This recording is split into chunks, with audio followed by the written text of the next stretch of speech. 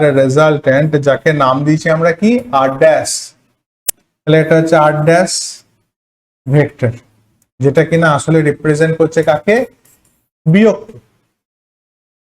Clear?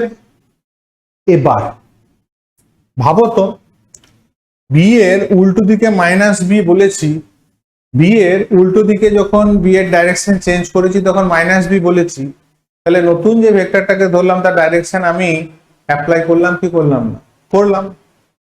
Clear হলো না হলো না? বি এর যেহেতু উল্টো দিকে মাইনাস বি লিখছি, তাহলে নতুন যে ভেক্টরটা এটাকে যদি বলি নতুন ভেক্টর, তাহলে নতুন ভেক্টরটার অলরেডি ডাইরেকশন অ্যাপ্লাই হলো কি হলো না, হলো। মাইনাস যেহেতু ইউজ করছি, তাহলে আমার সূত্র কি হবে এখন, সূত্র তাহলে লেখা উচিত আর dash is equal to root over of same একই জিনিস। তাহলে এখন যেহেতু মাইনাস বি বি ভেক্টরের উল্টো দিকের ডাইরেকশনকে রিপ্রেজেন্ট করছে, তাহলে অ্যাঙ্গেলটা আলফাই কনসিডার করব।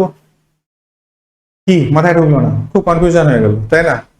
যে বি ভেক্টরটা যেহেতু উপর দিকে আছে, তার উল্টো দিকে ডাইরেকশন যেহেতু আমি মাইনাস বি দিয়ে রিপ্রেজেন্ট করছি, তাহলে নতুন করে অ্যাঙ্গেল আর কিছু ভাবার নেই, অ্যাঙ্গেলটা সেই আলফাই কনসিডার করব। চলো আলফা কনসিডার যদি করি, তাহলে এখান থেকে আসলো কি A square plus minus B তার whole square plus 2a minus B cos alpha.